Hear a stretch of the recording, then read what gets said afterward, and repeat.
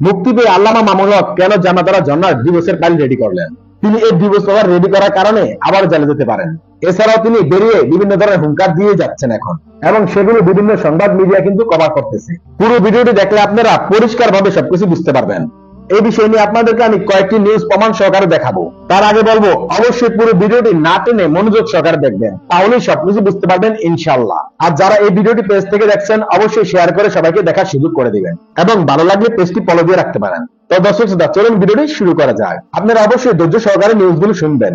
আপনাদেরকে আমি পর্যায়ক্রমে 2-3টি নিউজ পড়ে শোনাবো। তো প্রথমে আমি যে নিউজটি পড়ছি সেটি প্রকাশিত হয়েছে দৈনিক জনকণ্ঠে।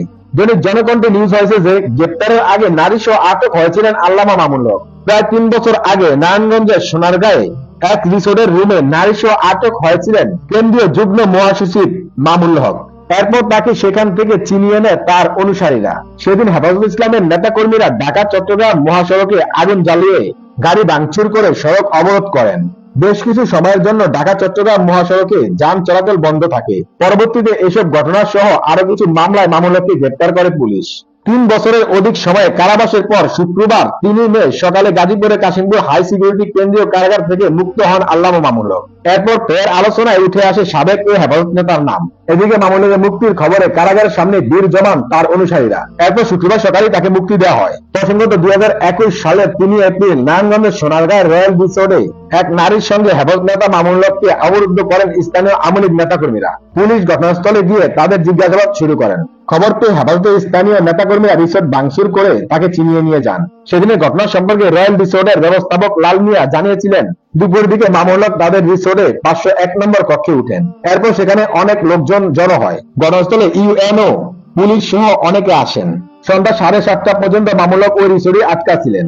এই খবর পেয়ে হেফাজত ইসলামের লোকজন লাঠিসোঁটা নিয়ে সেখানে ভিড় জমায়। তারা ইট পাটকেল নিক্ষেপ করে এবং সেখানে ভাঙচুর চালায়। এই ঘটনার পর থেকে ঢাকা মোহাম্মদপুর জামিয়া রহমানিয়া আরাবিয়া মাদ্রাসায় অবস্থান করেন মামুনুল হক। 15 দিন পর 18 এপ্রিল ওই মাদ্রাসা থেকে মাওলানা মামুনুল হককে গ্রেপ্তার করে পুলিশ। পরে 30 এপ্রিল সোনারগাঁও থানা তার বিরুদ্ধে বিয়ের প্রলোভনে ধর্ষণের মামলা করেন তার সঙ্গে রিসোর্টে অবরুদ্ধ হওয়া ওই নারী।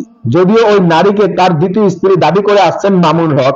এরপর ওই মাসে দেশের বিভিন্ন স্থানে তার বিরুদ্ধে রাষ্ট্রদ্রোহী মামলা সহ শতাধিক মামলা হয়। পরে সেসব মামলায় তাকে গ্রেপ্তার দেখিয়েছে পুলিশ। গ্রেপ্তারের পর থেকে এসব মামলায় তিনি কারাগারে ছিলেন। অর্থাৎ 2021 সালের 18 এপ্রিল গ্রেপ্তার হওয়ার পর থেকে কারাগারে ছিলেন মামুনুল হক। কিছুদিন আগে একটি নিউজ হয়েছিল যুগান্তরে, সেই নিউজটি আপনাদেরকে এখন আমি পড়ে শোনাতে চাই। প্রশাসনের চাপে মামুনুল হকের বিরুদ্ধে মিথ্যা মামলা করেছে ঝর্ণা। তো এই নিউজগুলো বলার পিছনে আমার একটি কারণ আছে, আমি এই ভিডিও শেষে তা পরিষ্কার করব। হেফাজত ইসলামের বিলুপ্ত কমিটির যুগ্ম মহাসচিব মামুনুল হকের বিরুদ্ধে দায়ের করা ধর্ষণ মামলায় একাদশ কার্য দিবসে দুজনের সাক্ষ্য গ্রহণ করেছে আদালত। মঙ্গলবার দুপুর 12টা থেকে 1:30টা পর্যন্ত নারায়ণগঞ্জ জেলা নারী ও শিশু নির্যাতন দমন ট্রাইব্যুনালের বিচারক নাজমুল হক শ্যামল আদালতে সাক্ষ্য গ্রহণ করেন। সাক্ষী প্রদানকারীরা হলেন সোনারগাঁও রয়্যাল রিসোর্টের public relation officer Zakir Hossain ও সোনারগাঁয়ের সাংবাদিক নূর নবী জনি। মামুনুল হকের আইনজীবী অ্যাডভোকেট একেএম ওমর ফারুক নয়ন জানান, রয়্যাল রিসোর্টকে কেন্দ্র করে যে মামলাটি জানাজারা ঝর্ণা সোনারগাঁয়ে দায়ের করেছিলেন সেই মামলাটি মিথ্যা। মামুনুল হকের বিরুদ্ধে প্রশাসনের চাপে মিথ্যা মামলা দায়ের করেছে ঝর্ণা। সেটা গত 6 জুন বাদীর ছেলে আব্দুর রহমানের দেওয়া সাক্ষীতে প্রমাণ হয়ে গেছে। আব্দুর রহমান বলেছে, ঢাকা ফার ইস্ট ইন্টারন্যাশনাল হোটেলে 18-20 দিন তাদের ডেকেছিল, পুলিশ কেন তাদের ডাকবে? আর যখন আব্দুর রহমান সাক্ষী দিয়েছেন, সেই সাক্ষ্য যখন মামুনুল হকের পক্ষে গিয়েছে তাতে বোঝা যায় তিনি সত্য সাক্ষ্য দিয়েছেন। এত জলযাত্রা মামুনুল হক ও ঝর্ণার বিয়ে ছাড়াছাড়ি হয়নি। তিনি আরো বলেন, একাদশ দিবসে 2 জন সাক্ষী দিয়েছেন, তাদের দেওয়া সাক্ষীতে প্রমাণিত হয় মামুনুল হক নির্দোষ। এই মামলায় 40 জন সাক্ষীর মধ্যে এ পর্যন্ত 24 জন সাক্ষী দিয়েছেন। তো আশা করছি আপনারা এই নিউজের অংশটুকু শুনেছেন। এখন আমি আপনাদেরকে আরো একটি নিউজ পড়ে শোনাবো। গত সময় বাংলা ট্রিবিউনে একটি নিউজ হয়েছিল। সেই নিউজের হেডলাইনটি ছিল, মামুনুল হকের দ্বিতীয় শ্বশুর দিদি হেফাজতে। হেফাজত ইসলামের কেন্দ্রীয় যুগ্ম মহাসচিব মামুনুল হকের দ্বিতীয় স্ত্রী জানাজায় ঝর্ণার বাবা আওয়ামী লীগ নেতা অলিয়া রহমানকে পুলিশ হেফাজতে নেওয়া হয়েছে। এটা হচ্ছে জানাজায় ঝর্ণার মামলা করার কিছুদিন আগে একটি নিউজ। জানাজায় ঝর্ণা মামলা করেছিল 2021 সালের এপ্রিল মাসের 30 তারিখে। আর এই নিউজটি প্রকাশিত হয়েছে 2021 সালের 25 April.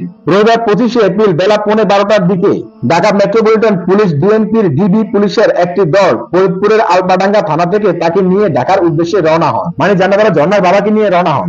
Olya Rahman আলপাডাঙ্গার Gopalpur union Awami লীগের 4 নম্বর ওয়ার্ডের সভাপতি ছিলেন। গত 21 এপ্রিল বিকালে ইউনিয়ন আওয়ামী লীগের কার্যনির্বাহী কমিটির সভায় তাকে বহিষ্কার করা হয়। আলপাডাঙ্গা থানার ওসি মোহাম্মদ ওয়াহিদুজ্জামান সকালে বলেন, এমনিতেই তাকে আনছি, গ্রেপ্তার জিজ্ঞাসাবাদ কিছুই না, ঢাকা থেকে টিম আসবে কথাবার্তার জন্য, এজন্য আনা হয়েছে। তিনি পরবর্তীতে জানান, ওলিয়া রহমানকে আটক বা গ্রেপ্তার করা হয়নি, হয়তো ডিএমপি ডিবি পুলিশ তাদের মামলা তদন্তের স্বার্থে তার সঙ্গে কথা বলবে। এর আগে গতকাল রাতে আমরা তাকে থানায় এনেছিলাম। আজ ডিবির একটি দল ওলিয়া রহমানকে নিয়ে ঢাকার উদ্দেশ্যে রওনা হয়েছে। যতটুকু জানি মামলা তদন্তের স্বার্থে তাকে ঢাকা নিয়ে গেছে। ওই সময় জানাতারা ঝর্ণার মামলাটি কিন্তু করা হয়নি। এদিকে 12 এপ্রিল ইউনিয়ন আওয়ামী লীগ থেকে ওলিয়া রহমানকে কেন বহিষ্কার করা হবে না মর্মে কারণ দর্শানোর নোটিশ পাঠান। ওই নোটিশে 7 দিনের মধ্যে জবাব দিতে বলা হয়েছিল।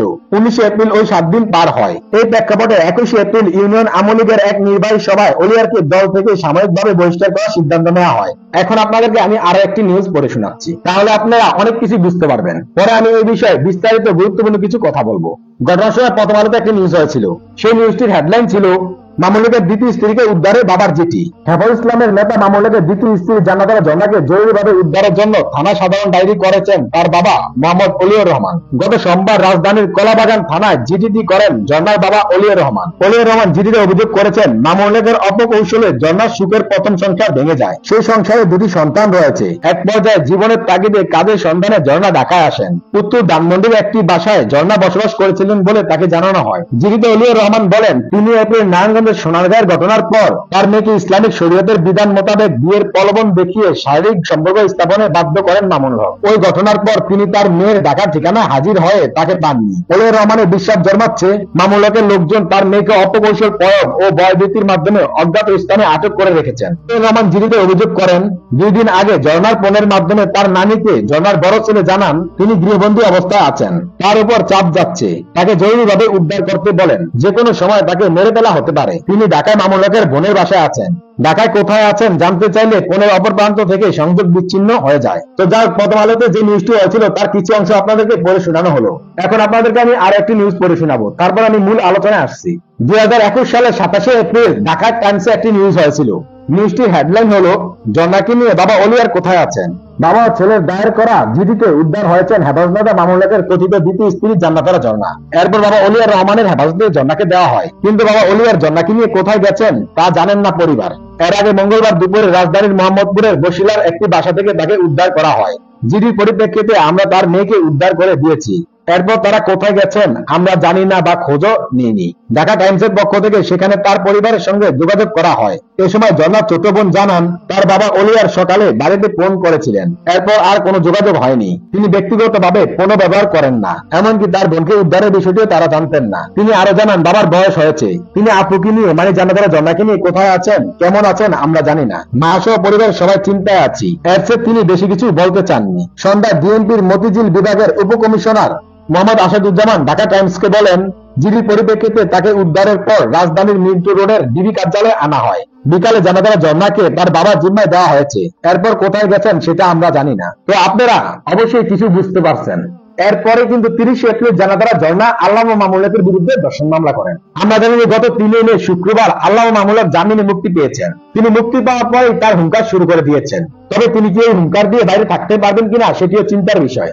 তবে জান্নাতুল ঝর্ণা যে মামলাটি করেছে সেটা সত্য না মিথ্যা জাতির কাছে কিন্তু অনেকটাই পরিষ্কার হয়ে গেছে। জান্নাতুল ঝর্ণা রিসোর্টে আটক হওয়ার পরে কোথায় ছিলেন, তারপরে কোথায় গিয়েছেন, সবকিছু পরিষ্কারভাবে বোঝা গেছে এই নিউজগুলির মাধ্যমে। তো আপনারা হয়তো ভাবতে পারেন কেন এই নিউজগুলো আপনাদেরকে পড়ে শোনালাম, কারণ এখনো অনেকের মনে প্রশ্ন আছে আল্লামা মামুনুল হক আসলে কি অন্যায় করেছিলেন কিনা। তবে মুক্তি পাওয়ার পরে তাকে নিয়ে যে ধরনের নিউজের হেডলাইন দেওয়া হচ্ছে তাতে মনে হচ্ছে তিনি আবার হয়তোবা জেলে চলে যেতে পারেন। আর যে জান্নাতুল ঝর্ণা আল্লামা মামুনুল হকের বিরুদ্ধে এই মামলাটি করেছে তাকে কি আল্লামা মামুনুল হক কখনো গ্রহণ করবে? আপনাদের কি মনে হয়? আল্লামা মামুনুল হক নিশ্চয়ই এই জান্নাতুল ঝর্ণার করার মামলার কারণেই তাকে ডিভোর্স দিতে পারছে না। এই মামলাটি উঠে গেলেই জান্নাতুল ঝর্ণাকে ডিভোর্স দিয়ে দিতে পারে আল্লামা মামুনুল হক, আমি যতটুকু মনে করি। আর এটি উচিত, কারণ যে স্ত্রী স্বামীর বিরুদ্ধে এই ধরনের মামলা দায়ের করতে পারে আসলে ওই স্ত্রী নিয়ে সংসার করা যায় না। অনেকেই বলবেন তিনি পরিস্থিতির শিকার, যত কিছু হোক না কেন তার স্বামীকে যদি সে এতটাই ভালোবাসতো তাহলে সবকিছু উপেক্ষা করে সত্যটাই প্রকাশ করত। তবে সোশ্যাল মিডিয়ায় এবং জনসম্মুখে এটি আমি নিশ্চিত করে বলতে পারছি না জান্নাতুল ঝর্ণা এই মামলাটি মিথ্যা করেছেন, কারণ এই ধরনের এভিডেন্স বা প্রমাণ আমার কাছে নেই। তো আমি আশা করব অবশ্যই আল্লামা মামুনুল হক নির্দোষ প্রমাণিত হয়ে এই মামলা থেকে বেরিয়ে আসবেন। তবে আমরা চাই আল্লামা মামুনুল হক যেহেতু একজন আলেম, তিনি আবারও ইসলামের দাওয়াত দিবেন, তবে তিনি এমন কিছু কথা বলবেন না যার কারণে তাকে আবার জেলের ভিতর যেতে হয়। আমরা এটাই প্রত্যাশা করি, কারণ তার পিছনে অনেক শত্রু লেগে গেছে। তবে আপনাদের কাছে যদি এই ভিডিওটি ভালো লেগে থাকে তাহলে অবশ্যই ভিডিওটি শেয়ার করে দিবেন। আর এই বিষয়ে যদি আপনাদের কোনো মতামত থাকে কমেন্ট করে জানাতে পারেন। ভিডিওটি এ পর্যন্ত, দেখা হচ্ছে পরবর্তী ভিডিওতে। সে পর্যন্ত সবাই ভালো থাকবেন, সুস্থ থাকবেন। আল্লাহ হাফেজ।